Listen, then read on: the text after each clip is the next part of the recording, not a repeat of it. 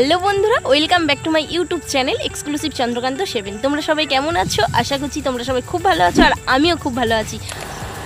কালকেই ঠিক হলো রাত্রিবেলা হুগলি যাব। আসলে বাড়ি থেকে খুব জোর জাবস্তি করছে যাওয়ার জন্যই, কারণ কালকে তো দশহরা আছে, তো বাড়িতে পুজো আছে। তোমাদের বলেছিলাম এবছর আমরা যেতে পারছি না, কিন্তু কিছু করার নেই, বাড়িতে প্রচুর জোর জাবস্তি করছে, তাই যেতে হচ্ছে।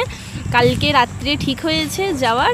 আজকে চন্দ্রর স্কুল করে 2:30-র সময় বেরোনোর কথা ছিল, কিন্তু 2:30-র সময় আমরা বেরোতে পারিনি। এত ঝড় বৃষ্টি, মেঘ ডাকছিল, প্রচুর বজ্রবিদ্যুৎ হচ্ছিল, তাই বেরোতে পারিনি। এই 5:30-টার সময় বেরিয়েছি, দেখি কটায় বাড়িতে গিয়ে ঠিক।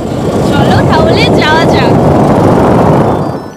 তবে জানো তো, এর আগে আমরা কখনো 5:30-টার সময় হুগলি যাব বলে বেরোইনি, এই ফার্স্ট টাইম।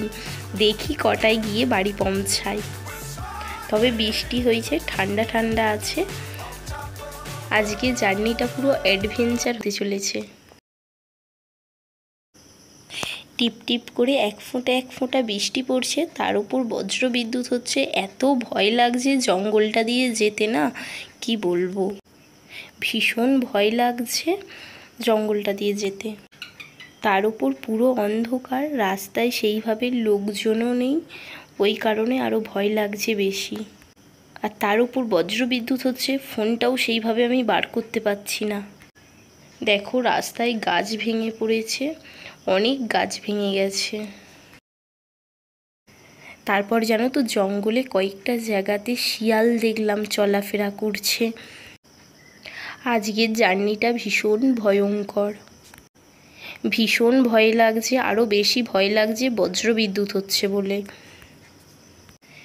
বৃষ্টি না পড়লে আর বজ্রবিদ্যুৎ না হলে অতটা ভয় পেতাম না, কিন্তু বজ্রবিদ্যুৎ হচ্ছে বলে ওই কারণে আরও বেশি ভয় লাগছে। তার উপর আবার এই 1 ঘন্টা রাস্তা জঙ্গলের মধ্যে দিয়ে যেতে হবে। যাগ্গে যেন ভগবানের দয়ায় তাড়াতাড়ি বাড়ি পৌঁছে যাই। আর এই মেঘ ডাকলে ভীষণভাবে ভয় পাই আমি, আর সেটাই এখন হচ্ছে। কীরকম লাগছে ভাবো। যাগ্গে অনেক ঝড় বৃষ্টি সামলে মেন রাস্তায় উঠে পড়েছি। আর এই দেখো বনলতা পার হচ্ছি আমরা। বনলতার ঠিক আগেই জয়পুরের যে মার্কেটটা আছে, ওখানে একটা কফি হাউস আছে। কফি হাউসটাতে ঢুকেছি, কফি খাবো বলে। কিছু একটা খেতে হবে, না হলে আর পারা যাচ্ছে না।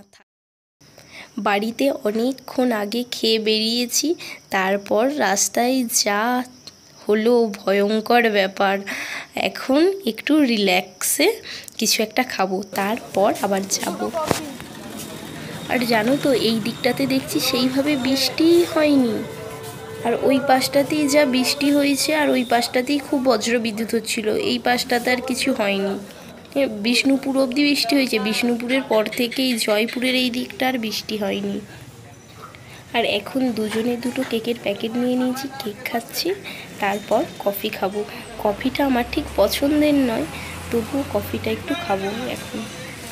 আর এই কফি হাউসটাতে না নানান রকম জিনিস পাওয়া যায়, যেরকম ভ্যারাইটিস মিষ্টি পাওয়া যায়, কেক পাওয়া যায়, নানান রকম চানাচুর, হরলিক্স, মুখরোচক নানান জিনিস পাওয়া যায়। আর খাবারের কোয়ালিটিও ভীষণ ভালো।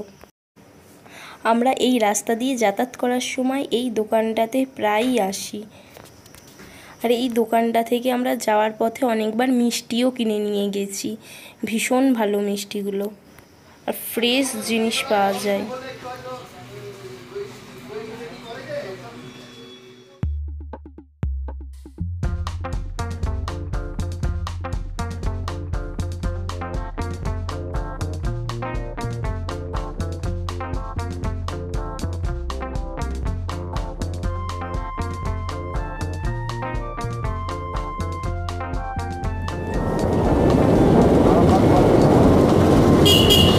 এখন রাত 10টা বাজে, আর আমরা আরামবাগ পার হয়ে যাচ্ছি। এখন জানো তো, আরামবাগ টু চাঁপাডাঙ্গা রাস্তাটা খুব ভালো করে দিয়েছে।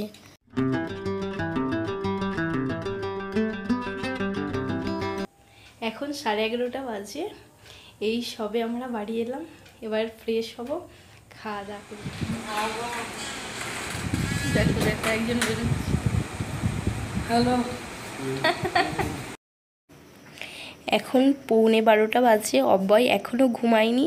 ও আমাদের সাথে দেখা করবে বলে এখনও জেগে আছে। আমরা বাড়িতে এলাম আর ও কালকে ভোরবেলা মিশনে চলে যাবে, ওর কাল থেকে মিশন খুলছে।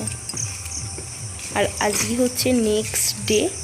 ভোরবেলা চন্দ্র সব ব্যাগ ট্যাগগুলোকে গাড়িতে তুলে দিচ্ছে, এই অব্যয় বেরোচ্ছে। আর 2 দিন বেশি করে ছুটি দিলে ভালো হতো, দশরটা কাটিয়ে যেতে পারতো। তাই আমাদের একটু খারাপ লাগছে, বাড়িতে অনুষ্ঠান আর ও চলে যাচ্ছে। কিন্তু কিছু করার নেই, ওর পরশু দিন থেকে এক্সাম আছে, চলে যেতেই হবে। তাই আমাদের সবার মনটা একটু খারাপ, এই চলে যাচ্ছে বলে। আর ওকে ওর বাবা দিতে যাচ্ছে। আসলে এতদিন ছিল আর এই অনুষ্ঠানের দিনই চলে যাচ্ছে, ওই জন্যই আরও বেশি করে খারাপ লাগছে সবার। আর বাড়িতে অনুষ্ঠান, বাড়ির ছেলেরা না থাকলে কীরকম একটা লাগে, যেন বাড়িটা ফাঁকা ফাঁকা লাগে। যাকে ব্লগটা কালকে বিকালবেলা স্টার্ট করেছিলাম, আজকে এখানে শেষ করছি। তাহলে আমাদের ব্লগগুলো যদি তোমাদের ভালো লাগে তাহলে অবশ্যই সাবস্ক্রাইব করে দিও, লাইক করে দিও আর সবাইকে শেয়ার করে দিও। আজকের মতো টাটা, দেখা হবে নেক্সট ব্লগে।